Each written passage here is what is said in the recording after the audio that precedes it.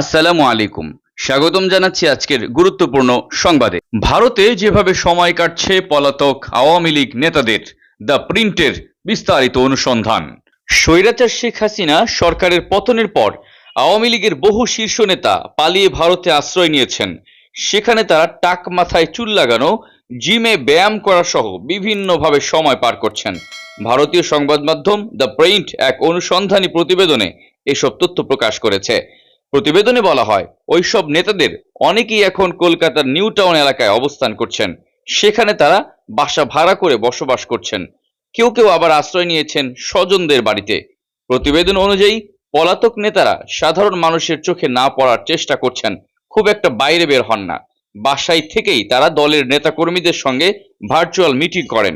কেউ কেউ সময় দিচ্ছেন শরীর চর্চায়, আবার কেউ স্বাস্থ্য পরীক্ষায় ব্যস্ত। রান্নার কাজটিও মাঝে মাঝে নিজেদেরই করতে হচ্ছে। নিরাপত্তার স্বার্থে অনেকেই তাদের অবস্থান গোপন রাখছেন, তবে বেশিরভাগই থাকছেন পশ্চিমবঙ্গের নিউ টাউন এলাকায়। এলাকাটি বেছে নেওয়ার পেছনে আছে কয়েকটি কারণ: প্রশস্ত রাস্তাঘাট, তুলনামূলক সাশ্রয়ী বাসা ভাড়া, আধুনিক ফিটনেস সেন্টার, ভালো চিকিৎসা সুবিধা এবং নেতাজি সুভাষচন্দ্র বসু আন্তর্জাতিক বিমানবন্দরের কাছাকাছি অবস্থান।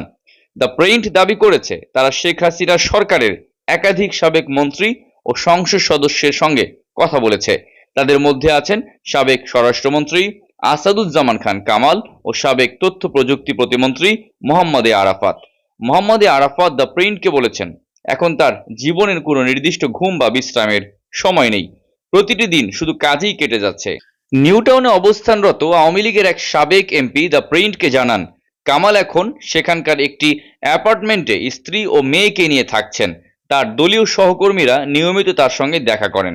তিনি দিল্লিতেও যান বৈঠকে অংশ নিতে এবং ভারতের উচ্চ পর্যায়ের কর্মকর্তাদের সঙ্গে দেখা করতে। কামালের ছেলে সাফি মুদ্দাসির খান জ্যোতি 2024 সালের সেপ্টেম্বরে ঢাকায় গ্রেফতার হন।